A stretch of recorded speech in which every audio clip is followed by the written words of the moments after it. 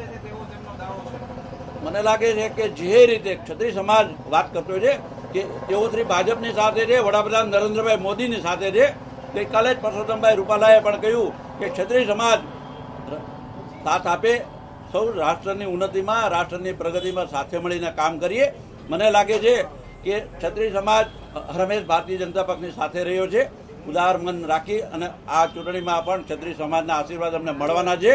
પરંતુ મારે કોંગ્રેસના મિત્રોને એવું કહેવું છે કે ગુજરાત અત્યારે નરેન્દ્રભાઈ મોદી મુખ્યમંત્રી હતા ત્યારના 13 વર્ષ, વડાપ્રધાન છે ત્યારના 10 વર્ષમાં જે રીતે ગુજરાતે પ્રગતિ કરી છે એ અદ્ભુત છે, ઐતિહાસિક છે, વિક્રમ સર્જક છે.